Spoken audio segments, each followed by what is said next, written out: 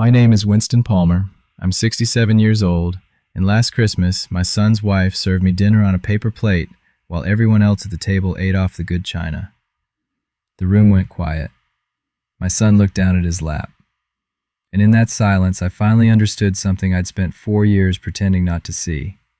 It was no accident. It was a statement about where I belonged in my family. I had swallowed a lot to keep the peace. I did it for my granddaughter mostly. But that morning, something had already shifted.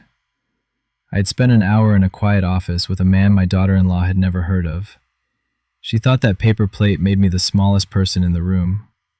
She had no idea it had just become the most expensive mistake of her life. Before I take you back there, if stories about standing up for your own dignity mean something to you, please take a moment to like and subscribe, and tell me in the comments where you're watching from and what time it is right now. Now let me take you back to the morning of December 24th, the day everything quietly changed. The office smelled like old paper and coffee. Arthur Greaves sat across from me, the same kind eyes he'd had at Ruth's funeral 4 years ago. "You're sure about this, Winston?" he asked. I held the pen. My hand was shaking, and I hated that it was. "I'm sure," I said. The morning light came through the blinds in thin gold lines. I thought about Ruth. She used to do our taxes at the kitchen table, humming. She trusted me with everything. She believed I'd handle things after she was gone. I hadn't handled things. I'd let them happen to me. "This isn't about anger," I told Arthur. "I need you to know that." He nodded slowly. "I know. I've watched you long enough." "Some decisions don't feel like anger," I said. "They feel like waking up." He slid the documents toward me, page by page, explaining each one in his careful voice. I'd read them twice already. I signed where he pointed. My signature looked steadier than I felt. There was a notary in the next room, a young woman named Patrice. She watched me sign. She asked me the questions she was required to ask. Did I understand what I was doing? Was anyone pressuring me? Was I of sound mind? Yes. No. Yes. I should have done this years ago. I said it out loud without meaning to. Arthur just smiled. "You did it now. That's what matters." When it was done, he gathered the pages and put them in a folder. He told me he'd file what needed filing after the holidays.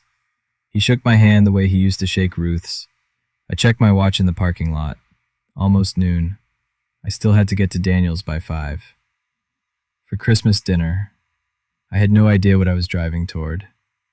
Let me tell you about my granddaughter, because she's the reason I put up with all of it. Lily is 7. She has Ruth's laugh, which is a strange and wonderful thing. She was only 3 when her grandmother passed, too little to really remember her. But she laughs the same way, big and sudden, and it stops my heart every time. When she was a baby, I drove 40 minutes to their house twice a week. I held her. I sang to her the songs I sang to Daniel. For a while, I was useful. For a while, I was wanted. Then something changed. The visits got harder to schedule. Brielle always had a reason. Lily had a class. Lily was napping. Lily was overstimulated, whatever that meant. I learned to ask permission to see my own grandchild. I learned to be grateful for crumbs. The house I live in is the house Ruth and I bought in 1979. It's old, with a wraparound porch and a kitchen that still has the tile we picked out together. I raised Daniel in that house. I buried Ruth from that house. I never thought of it as money. It was just home. I want you to understand that I'm not a doormat by nature. I taught high school history for 31 years. I have managed a room full of teenagers. I have stood my ground with school boards. But there's a particular kind of fear that comes when someone holds your grandchild between you and them. It's quiet. It makes you small. I told myself I was being a good father, a good grandfather, patient. The truth was simpler and harder. I was afraid. And on the drive to Daniel's that afternoon, I didn't yet know that fear was about to meet its match. You'd like Brielle if you met her at a party. She's 38, polished, the kind of woman who remembers everyone's name and asks about your knee surgery. In a room full of strangers, she glows. People lean toward her. I used to be charmed by it too. Daniel brought her home 9 years ago, and I thought, what a warm girl, what luck. The warmth was for the audience. Behind a closed door, the temperature dropped. Last Christmas, the family took a photo by the tree. I was there. I stood at the end. When the card came in the mail, the photo had been cropped. Daniel, Brielle, Lily, a perfect little 3. My shoulder had been trimmed off the edge like a mistake. I told myself it was the printer. On my birthday, the call came at 9 at night. Oh, did we forget to say it earlier? Happy birthday, Winston. Laughter in the background. A party I hadn't been invited to. She never raised her voice at me. That's the thing people don't understand. She didn't need to. She just managed me, the way you manage a problem that won't go away on its own. We just think it's easier if you let us handle the holidays, Winston, she said once, smiling. You've done enough hosting in your life. Rest. Rest. As if I were furniture being moved to the garage. Daniel used to push back. Early on, when she'd say something sharp, he'd catch my eye and shrug an apology. Then the shrugs stopped. Then he stopped catching my eye at all. I didn't realize how far he'd drifted until that night. And I didn't realize how deliberate Brielle had been until I heard the word she said on the phone, a week before Christmas. The word was facility. The phone call came on a Tuesday. Daniel called, which was rare. Usually it was Brielle, coordinating, scheduling, controlling. Hey, Dad, he said. His voice had that careful flatness it gets when he's reading from a script someone else wrote. We talked about nothing for a minute. Lily's school play, the weather. Then he cleared his throat. So, Brielle and I were talking about the house. I felt it before he said it, the way you feel a storm in your knees.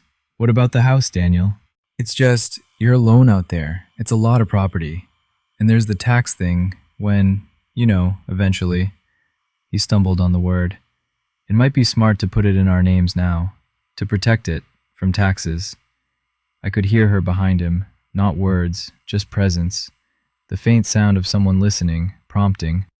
Daniel, I said, is Brielle there? A pause. She's just in the kitchen. I let the silence sit. This isn't the first time you've brought this up, I said. It's just practical, Dad. It was the third time. Once at Thanksgiving, folded into a joke. Once in a text I'd ignored. Now this. I'll think about it, I said, which is what I always said. It bought me peace.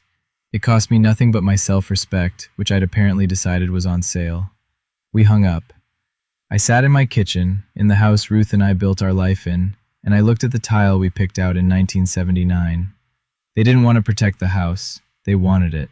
And I understood, with a cold clarity, that the house and the facility were two halves of the same plan. But I still didn't know how close that plan already was to being finished. My sister Margaret has never once spared my feelings, and I love her for it. She's 63, 4 years younger, and she's been telling me the truth my whole life, whether I wanted it or not. She came over the next morning with a coffee cake and zero patience. I told her about the phone call, the house, the word facility. She set down her fork. Winston, they're not asking, she said. They're positioning. He's my son, Margaret. He's a good man who married a strong current, and he's drifting. She reached across the table and took my hand. You raised him right. That's not the same as him being able to stand up to her. I wanted to argue. I didn't have anything to argue with. What do I do? I asked. The question came out smaller than I meant it to. You stop being polite about your own life. She got up, refilled my cup. Do you remember Arthur Greaves, Ruth's friend, the lawyer? The name landed somewhere in my chest. He still practices, Margaret said. Estate work, wills, trusts, all of it. Call him. It feels like declaring war. It feels like locking your own front door. She sat back down. That's not war, Winston. That's just being a grown man who owns a house. I stared at the coffee cake. You always did wait until the last possible second, she said, softer now. Don't wait past it. She left around noon. I watched the dishes slowly. I thought about Ruth, who would have handled all of this without a second thought, and who had trusted me to do the same. I dried my hands. I found Arthur Greaves's number in Ruth's old address book, the leather one. I didn't call. Not yet. It took one more thing to make me dial. The last thing happened at the grocery store, of all places. I ran into Brielle in the produce aisle. She was bright, performative, squeezing avocados like she was on television. Winston, funny seeing you here. She air-kissed near my cheek. How are you holding up out there all alone? I'm fine, Brielle. You know, she said, lowering her voice into something that wanted to sound caring. Daniel and I toured the most beautiful place last week. Sunny rooms, activities. They have a garden. My stomach went cold. A place for what? For you, silly, she smiled. Eventually, we just want you somewhere you won't be so lonely, somewhere safe. You're not getting any younger. She said it the way you discuss a vacation, light, reasonable, already decided. A facility. They had already toured one. For me. Without me. I held onto the handle of my cart. I kept my face still, because 31 years in a classroom teaches you to keep your face still while your insides fall. That's thoughtful, I heard myself say. We just love you. She patted my arm. Anyway, see you Christmas. Don't bring anything fancy. We've got it all handled. She glided away. I stood in the produce aisle for a long time. An employee asked if I needed help finding something. I said no. What I needed couldn't be found in a grocery store. They had toured a facility. They wanted the house. They had already decided where I would go and what I would leave behind, and they hadn't thought to ask me, because in their minds, I was already a problem to be solved. I drove home. I didn't cry. I was past crying. That night, I picked up the phone and called Arthur Greaves. I asked him for the earliest appointment he had. Arthur could see me on the morning of the 24th, Christmas Eve, the only slot he had before the holiday. I said yes before he finished offering it. That night, the night before, I couldn't sleep. I got up and walked through my house in the dark, the way you do when a place is about to mean something different. I stopped at the wall of photographs in the hallway. Ruth and me on our wedding day, both of us impossibly young. Daniel at his high school graduation, gap-toothed and proud. Lily as a baby, asleep on my chest. I had spent 4 years making myself smaller so this family would keep me, folding myself down, saying, I'll think about it, saying, that's thoughtful, saying, rest. And what had it earned me? A cropped photograph, a forgotten birthday, a tour of a facility I'd never agreed to see. I sat down in my old armchair. I could almost hear Ruth. She wouldn't have told me to fight. She wasn't a fighter. She'd have told me to be sensible, to protect what we built, to make sure that no one, not even our own son, could decide my life out from under me. This was not revenge. I want to be clear about that, the way I was clear with Arthur. I wasn't trying to punish anyone. I was trying to stop disappearing. I looked at the baby photo of Lily for a long time. If I let them treat me this way, I'd be teaching her something. I'd be teaching her that this is what happens to people when they get old and kind. That you let others decide your worth. I would not teach her that. In the morning, I put on my good coat and drove to Arthur Greaves' office. You already know what I signed there. I arrived at Daniel's house at 4:45, the way I always did. Early, helpful, carrying things. I'd made my cranberry walnut bread. I make it every year. Ruth taught me the recipe and Daniel loved it as a boy. And I keep making it because some traditions are the only thread you have left. Brielle opened the door before I knocked. She was in a red dress, glowing again, the company version of herself already switched on. Winston, you made it! She looked at the foil-wrapped loaf in my hands. Oh, you brought something. It's the cranberry bread, Daniel's favorite. We've got dessert handled, but I'll find a spot for it. She took the bread, turned, and set it down on a side table near the coats, out of the way. She didn't thank me. Inside, the house was warm and loud. The new kitchen renovation she'd been bragging about for months gleamed under pendant lights. The Dohertys from next door were there, the kind of neighbors you invite when you want an audience for your good fortune. Bill, Carol, you remember Daniel's father, Brielle said. Of course. Winston, lovely to see you. Carol Doherty smiled, genuine. Lily came barreling across the room. Grandpa! She hit my legs and held on. I bent down and breathed her in. For a moment, all of it was worth it. There's my girl, I said. Brielle was already steering. Lily, sweetheart, go wash up. Winston, why don't you sit somewhere out of the way while we get everything ready? Out of the way. There it was, the first time, before I'd even taken off my coat. I smiled. I always smiled. I was so tired of the taste of it. I found a chair near the wall and sat down, and I watched the table being set, and I waited. The table was beautiful, I'll give Brielle that. She set it like a magazine spread, with candles and greenery and cloth napkins folded into little fans. And in the center of each place setting sat a plate I knew very well, white china with a thin gold band around the rim. I knew those plates because Ruth and I gave them. They were our wedding gift to Daniel and Brielle 9 years ago. They belonged to Ruth's mother before that. Hand-painted, irreplaceable. I'd carried them to the reception myself, terrified I'd chip one. Brielle ran her fingers along a rim, showing them off to Carol Doherty. "These are a family heirloom," she said. "They've been in my family for generations." My family. Generations. I opened my mouth, then closed it. What was I going to do? Correct her in front of the neighbors? Make a scene over plates? That's how it works, you understand. Each small lie is too small to fight. You'd look petty fighting it. So you let it go, and you let the next one go, and one day you look up and you've let go of yourself entirely. "They're gorgeous," Carol said. "Aren't they?" Brielle beamed. "Daniel knows how much they mean to me." Daniel, across the room, said nothing. He poured wine and avoided my eyes. I counted the place settings. The grown-ups table had the china. There was a smaller table off to the side, the kids' table, where Lily and the Doherty's grandson would sit. I counted again. 12 chairs at the main table, 12 settings of china. I was the 13th person in the room. I told myself there'd be a folding chair somewhere. There always was. I had no idea, sitting there counting plates, what was about to be set down in front of me. "Everyone, find your seats!" Brielle clapped her hands. There was the happy chaos of a dozen people sorting themselves out. The Dohertys, Daniel's cousins, an aunt, an uncle. Everyone found a chair with their name on a little card. I drifted, looking for mine. There was no card with my name on it. "Winston," Brielle caught my elbow, "I put you right here, at the end, so you're close to Lily's table. I know how much you love the kids." The end of the table. The very corner, half turned toward the children's table, a folding chair wedged in where a real one wouldn't fit. "Of course," I said. Lily looked up from her little table. "Can Grandpa sit with me?" "Grandpa's a grown-up, baby," Brielle said sweetly. "He sits with the grown-ups. But he's all the way at the end." Lily. Just her name, with an edge, and the child went quiet.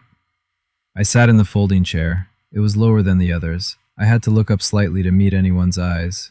I don't think Brielle planned that part, but I don't think she minded it either. The conversation flowed around me. Someone asked Daniel about his promotion. Someone complimented the renovation. When I started to tell Carol Doherty about Lily's school play, Brielle cut across me to refill a glass, and the moment passed, the way moments always pass for me at that table. I sat in my low chair, and I held my hands in my lap, and I waited for dinner, the way I'd waited for years. Patient, invisible, grateful for crumbs. But something was different that night, humming under my ribs. I'd been to a quiet office that morning. I had signed my name, and the woman serving this dinner had no idea. Then she came around with the plates. I want to pause here for just a moment, because maybe you know this feeling. Sitting at a table full of people who share your blood and feeling like a guest who stayed too long. If you've ever made yourself smaller to keep the peace, I see you. If you're still with me, hit that subscribe button and stay close, because what happened next is the moment I stopped making myself small. And believe me, it was not what Brielle expected. Now, back to that table. Brielle carried the plates from the kitchen herself, like an offering. She set them down one at a time, working around the table. The good china, the gold rim catching the candlelight, a little ceremony of belonging, and everyone got their place in it. She set one in front of Daniel, one in front of Carol Doherty, one in front of each cousin, each aunt, the children at their own table. Then she came to me, last, at my low folding chair in the corner. She did not set down china. She set down a paper plate, a flimsy white paper plate, the kind you buy in a sleeve of 100, with a faint waffle texture and a soft edge that already sagged under the food. "We didn't want you to worry about the good dishes, Winston," she said, loud enough for the table. "You know how hands get at a certain age. Better safe." The room went quiet, not all at once, in pieces. A fork stopped halfway to a mouth. Carol Doherty's smile froze. Someone's chair creaked. Daniel stared down at the gold rim of his own plate and did not look up. I looked at the paper plate, at the turkey already bleeding through it, at the gold rims glowing all around the table, on the plates Ruth and I had given, set in front of everyone but me. I felt something crack. But it wasn't grief, and it wasn't shame. It was almost funny. After 4 years of folding myself smaller and smaller, this was the shape they'd finally pressed me into. A paper plate. As if I were the help. As if I'd wandered in off the street. I looked down at that paper plate, and then I did something I hadn't done in 4 years. I started to laugh, softly. My laugh wasn't loud. It was quiet, almost to myself. But in that frozen room it carried. Brielle's smile tightened. Something funny, Winston? Before I could answer, a smaller voice cut through. Grandpa, why do you have to eat off paper? Lily, standing up at her little table, looking right at me, then at Brielle, then back at me. 7 years old and the only honest person in the room. No one moved.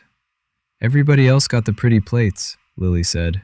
Her face was scrunched up in genuine confusion, the way children get when the math of the adult world doesn't add up. Why does Grandpa get paper? Lily, sit down, Brielle said. The sweetness was gone now, just for a second, and the Dohertys heard it.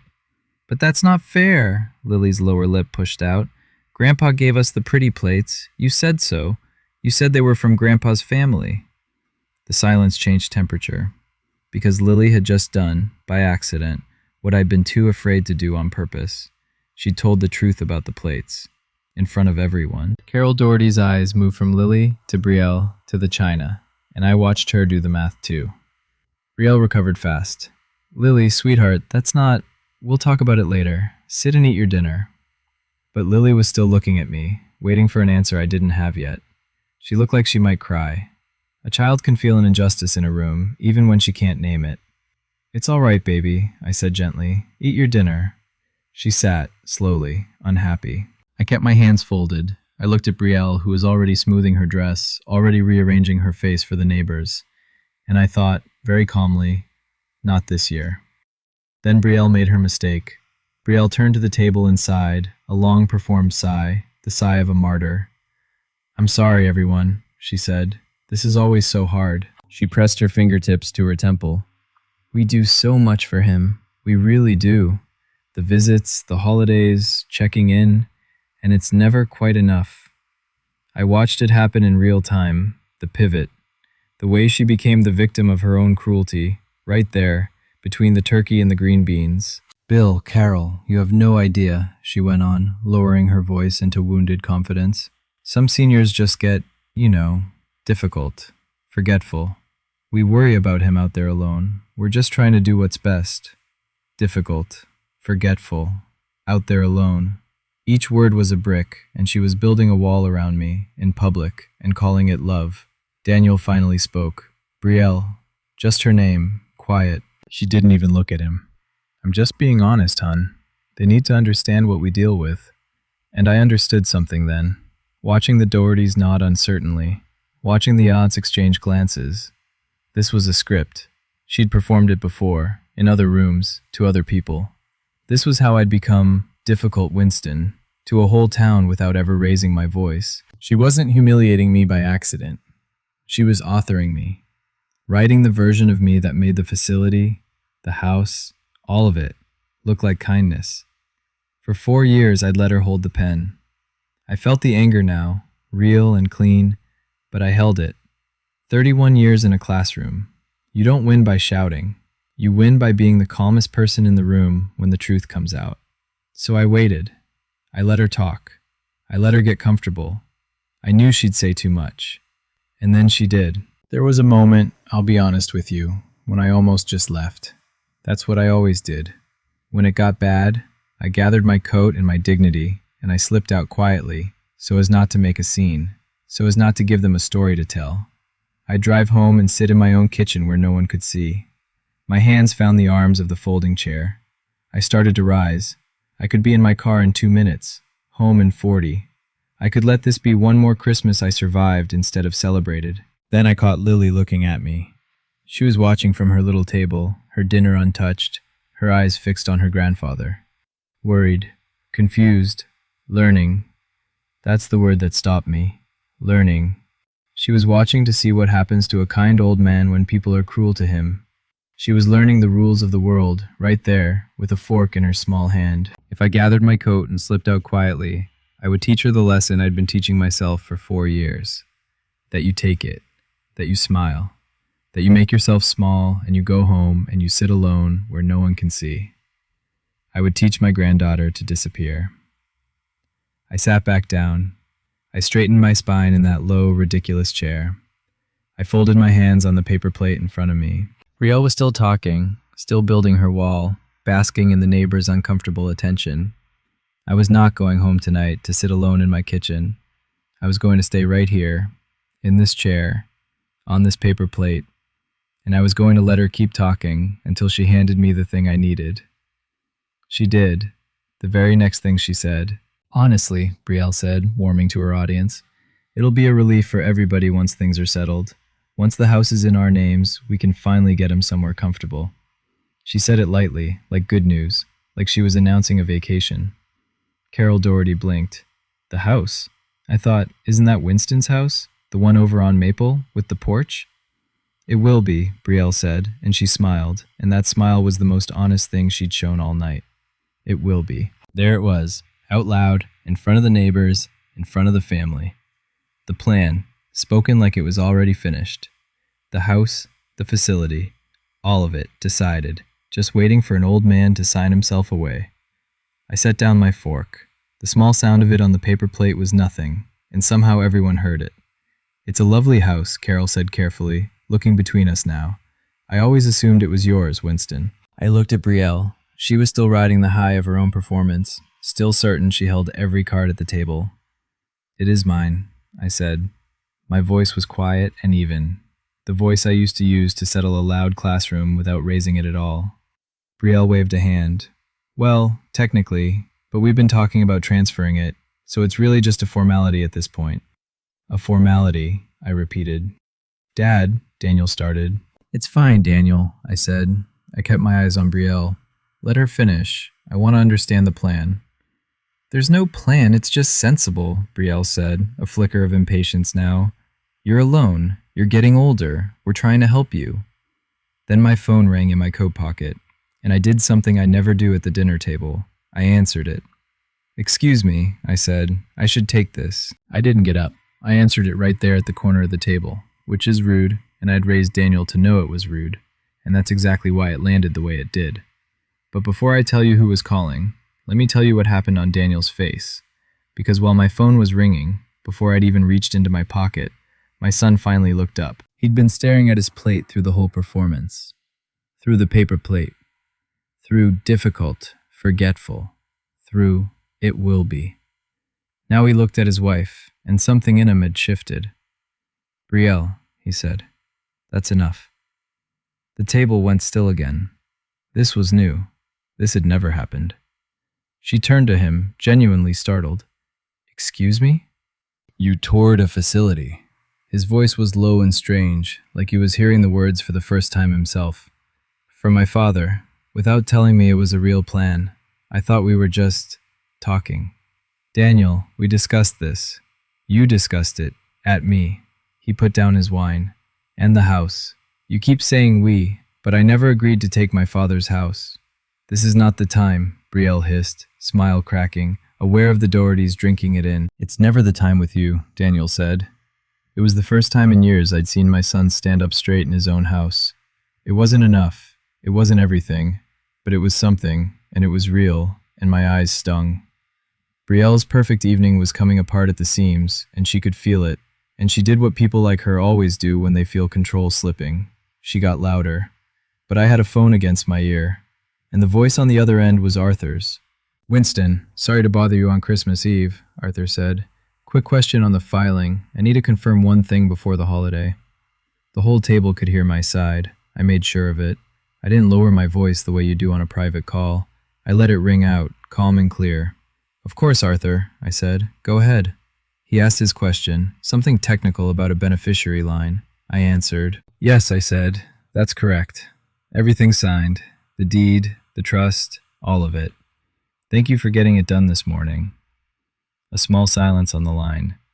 You sound like you're in the middle of something. I'm at Christmas dinner, I said. At my son's. We're just now getting to the important part. Well, Merry Christmas, Winston. You did the right thing. Merry Christmas, Arthur. Give my best to your wife. I lowered the phone. I set it down on the paper plate, screen up, where it could sit between me and all of them. Brielle was staring at me. The fight with Daniel had stopped mid-sentence. Every face at that table had turned toward the old man in the low chair who had just taken a phone call about a deed and a trust. Who's Arthur? Brielle asked. Her voice had changed. The performance was gone. Underneath it, for the first time all night, I heard the smallest thread of fear. "Who is Arthur?" she said again, sharper. I folded my hands on the table. "Arthur Greaves," I said. "He was your mother-in-law's closest friend. He's also a very good estate attorney." I let that sit. I watched her do the arithmetic. "I saw him this morning," I said, "before I came here, before the paper plate." She didn't know what I'd done that morning, but she was about to. I picked up the paper plate. I held it for a second, turkey and all, this flimsy little symbol of where they'd decided I belonged. Then I stood up out of that low folding chair. It took effort. My knees aren't young. But I stood and I straightened, and for the first time that night, I was looking down at the table instead of up at it. "Brielle," I said, "you've been planning your way around my house for a while now. So let me be clear, in front of everyone, since you do love an audience." The room was perfectly silent.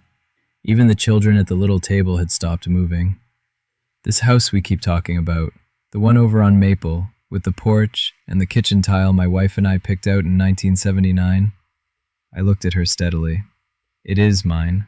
It has always been mine. Ruth left it to me, and only me." "Winston," she started. "I'm not finished. I'd used that tone on teenagers for 31 years. She stopped. "For 4 years," I said, "I let this family decide how much of me was allowed at the table. I let you crop me out of photographs. I let you forget my birthday. I let you tell strangers I'm difficult and forgetful and a burden." My voice didn't shake. "I even let you hand me a paper plate at my own son's table, on my late wife's china." "It's our china," Brielle said weakly. "It's my wife's mother's china, which Ruth and I gave to you," I said. "But we'll get to the plates." I set the paper plate down, deliberately, in the center of the table, among all the gold rims. "This morning," I said, "I made some decisions about that house, and about who in this family I can trust." Carol Doherty leaned forward. "Here's what I signed this morning," I said, calm as still water. "I placed my house, my savings, and every decision about them into a trust that I control, completely. As long as I live, no one moves me anywhere, and no one transfers anything without my signature. Mine alone." I watched the color leave Brielle's face. "When I'm gone," I went on, "the trust decides what happens. And the person I named to oversee it, the person I trust to do right by this family, is not you, Brielle." A cousin gasped quietly. Daniel had gone very still. "It was done properly," I said, "mostly for the Dohertys, mostly for the record. With an attorney, with a notary. My sister Margaret was there as a witness. I was asked, on the record, if I understood what I was doing and whether anyone was pressuring me. I understood perfectly. No one was pressuring me." I looked at Brielle. For once. "You can't just..." Brielle's voice climbed. "I can," I said. "It's my house. It always was. The only thing that's changed is that now it's locked, and I'm holding the key. And I'm done apologizing for it." I turned to the table, to the neighbors, to the family who'd watched me shrink for years. "You toured a facility for me," I said. "You picked out a room. You never once asked if I wanted to leave my home. You decided I was a problem before you ever asked me a question." Carol Doherty's hand was over her mouth. "I'm 67, I said. I taught school for 31 years. I am of perfectly sound mind, and I will decide where I live and what I leave behind." The silence was enormous. Then Brielle's composure shattered completely. "After everything we've done for you!" Brielle was on her feet now, the polish gone, her voice ragged in a way the neighbors had never heard. "Do you have any idea what it's like, dealing with you? The phone calls, the guilt trips. We tried to help you, and you go behind our backs to a lawyer like some... Brielle," Daniel's voice. "No," she rounded on the table, on all of them. "He's making me the villain, in my own home, at my own dinner, after I cooked, after I hosted, after I..." "Who's home, Brielle?" I asked. It came out gentle. That was the worst part for her, I think. I wasn't shouting. I had no reason to shout. She stopped, chest heaving. "You stand in a house you wanted to take," I said, "serving dinner on china you said was yours, telling these good people that I'm the difficult one." I shook my head slowly. "Listen to yourself." And they did. That was the thing. The whole table listened to her, really listened, maybe for the first time. The Dohertys looked at her like they were seeing a different woman than the one who'd greeted them at the door. The aunts had gone pale and quiet. She'd built her power on being the warm one, the reasonable one, the one who did so much. And she'd just torn it down with her own hands, her own voice, in front of every witness she'd invited. No recordings, no tricks. She'd simply been seen. "I think," Carol Doherty said quietly, setting her napkin on the table, "Bill and I should probably head home." "Carol," Brielle reached for her. "It was a lovely dinner," Carol said, not unkindly, but final. She would not look at the china again. And then my son stood up. Daniel stood, and he came around the table, past the gold-rimmed plates, and he stopped beside me. "Dad," he said, "I'm sorry." The room held its breath. "I saw it," he said. "For a long time I saw it, and I told myself it wasn't that bad. The photo, the way you got quieter every year. I told myself you were fine because it was easier than admitting you weren't." "Daniel," Brielle said, "sit down. We'll talk about this at home." He didn't even turn to her. "I let her speak for both of us," he said to me. "I let her decide things, and I called it keeping the peace. But it wasn't peace, Dad. It was just you, paying for everyone's quiet." My eyes filled. I didn't fight it this time. "You toured that place without me knowing it was serious," he said, and now he did look at his wife. "You said it was just looking. You told me Dad was on board." "I never said—" "You did," his voice cracked. "You said he was getting confused. You said he wanted help. None of that was true, was it?" Brielle's mouth opened and closed. This was the turn. The fortune of the room reversing in real time. The man she'd steered for 9 years, planting his feet at last. "Enough," Daniel said. "It's enough, Brielle." He put his hand on my shoulder, warm, steady. The boy I raised, somewhere under the tired man, finding his spine. "I should have stood here 4 years ago," he said to me. "You're standing here now," I said. "That counts." It wasn't everything. 4 years doesn't vanish because a man finally speaks. But it was real, and it was a beginning, and I would take a beginning. I reached up and patted his hand. Then I picked up the paper plate one last time. I held the paper plate up, just slightly, so the candlelight caught its soft, sagging edge. "I'm going to keep this," I said. Brielle laughed, a small, broken sound. "It's a paper plate." "It is." I looked at it, almost fondly. It's the day I stopped asking for a seat at a table I already own. I set the plate against my chest, the way you'd hold something precious, and I think that's what undid the last of her. Not anger, not threats. An old man cradling a piece of trash like it was a diploma. "I'm going to go now," I said. "I've got a long drive, and it's a beautiful night." I turned to the little table, where Lily had been watching the whole thing with enormous eyes. "Lily, baby, come give Grandpa a hug." She flew across the room. I bent down, knees protesting, and gathered her up, and pressed my face into her hair and breathed her in. "Are you okay, Grandpa?" she whispered. "I'm better than I've been in a long time," I whispered back, and I meant it. I kissed the top of her head. I straightened. I looked once more around the table, at the family, at the neighbors gathering their coats, at the gold-rimmed plates that were mine and had always been mine.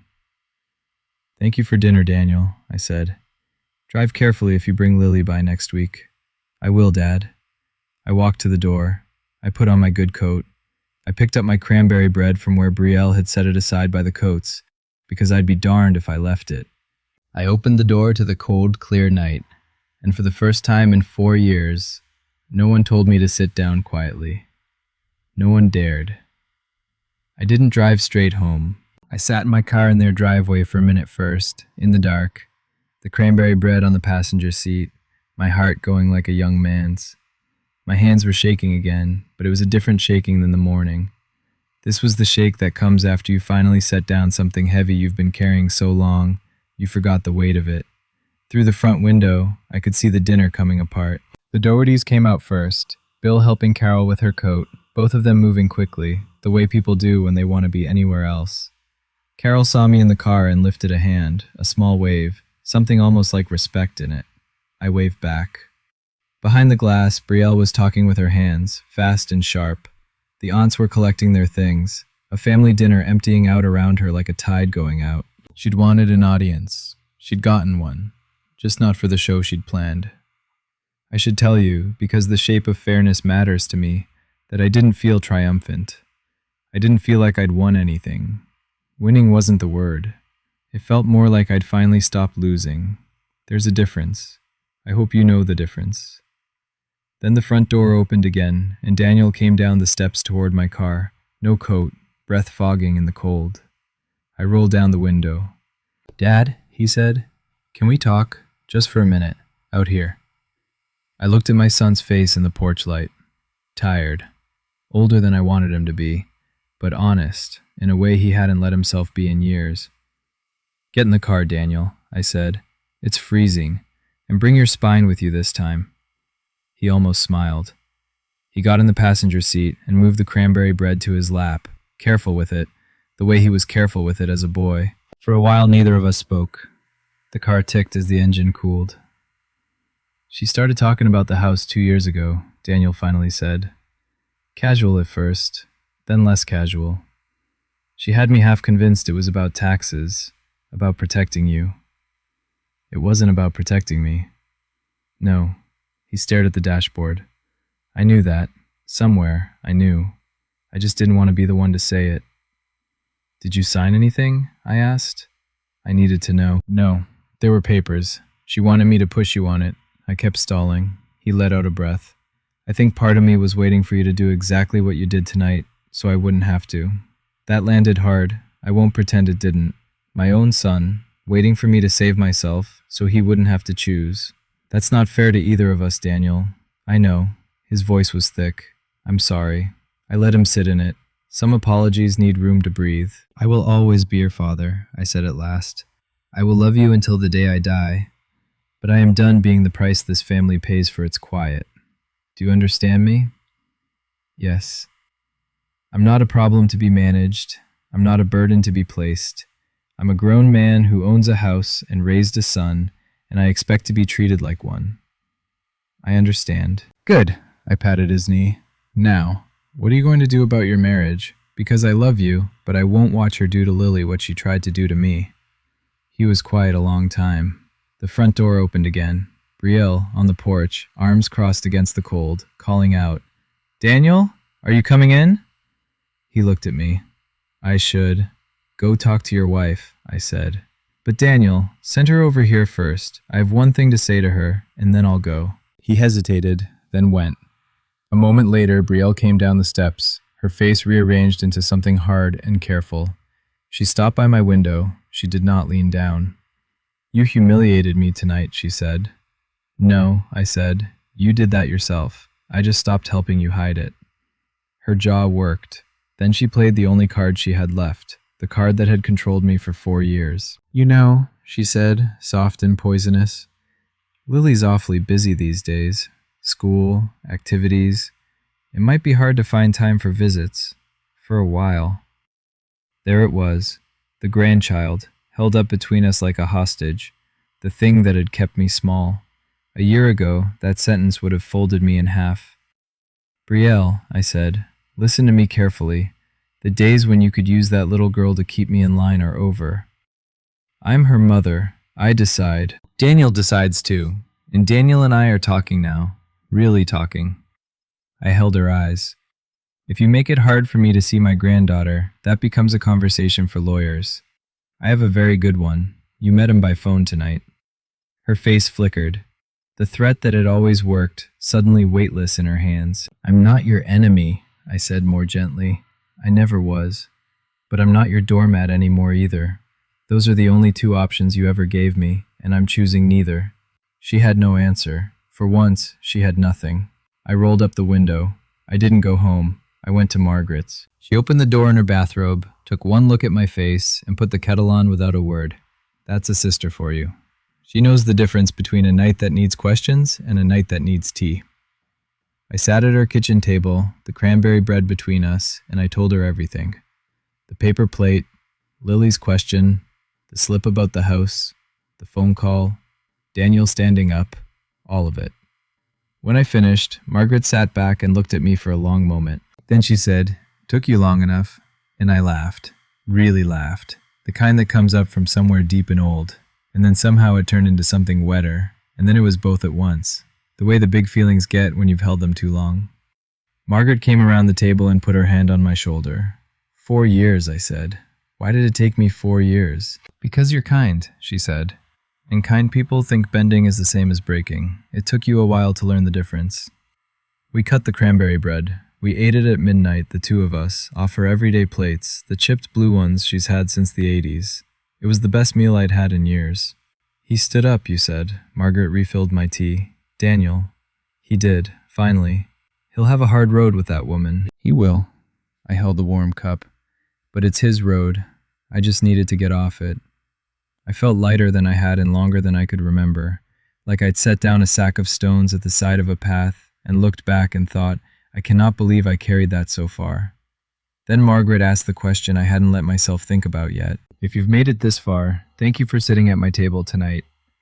Maybe you have a paper plate moment of your own, a time someone made you feel small in a room full of family. Tell me about it in the comments. I read them. And so do a lot of people who needed to hear they're not alone in it.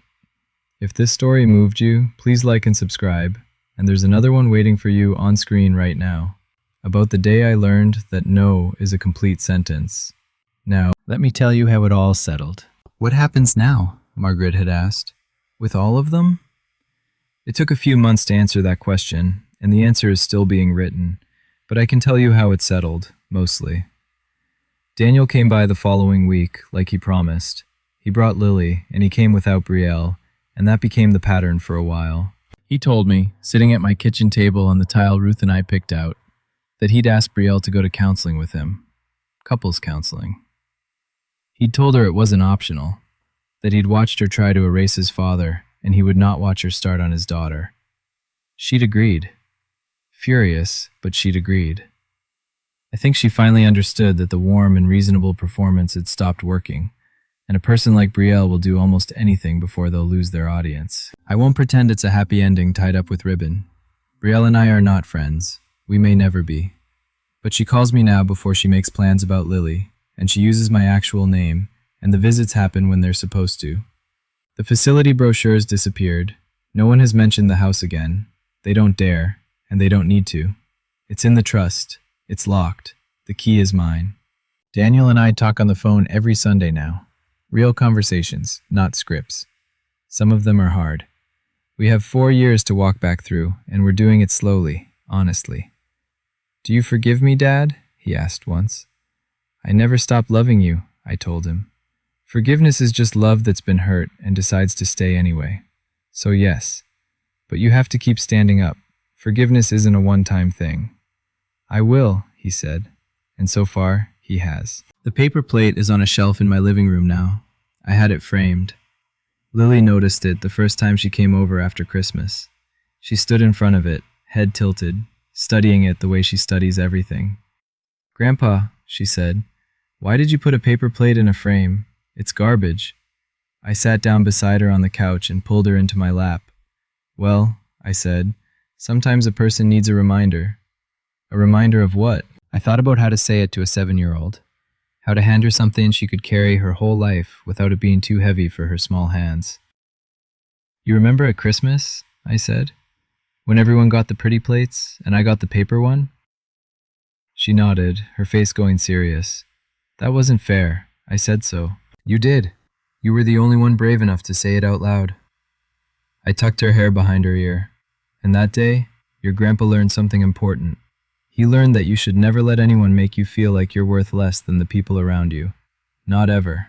No matter how old you get, no matter how nice you want to be. So the plate reminds you? It reminds me that I deserve the pretty plates too, I said. Same as everybody. And so do you, my love. Always. She thought about this with her whole face, the way children do.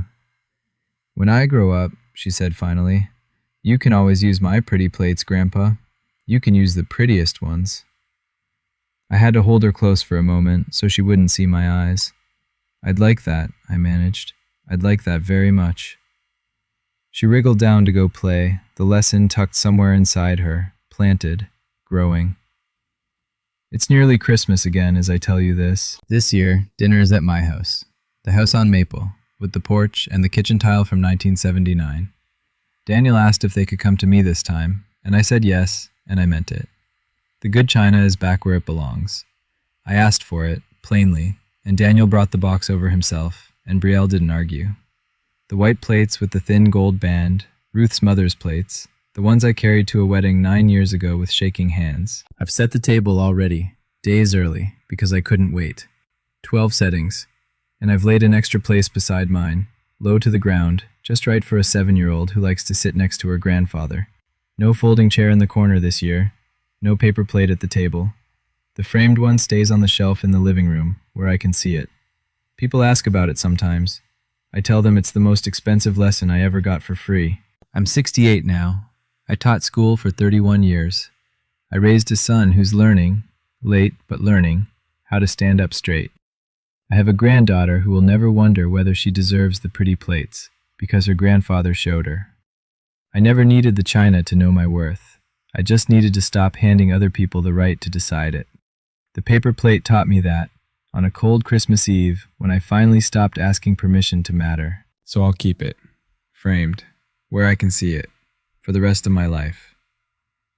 And every year, when I set this table, I'll leave the good plates out for everyone, especially for me.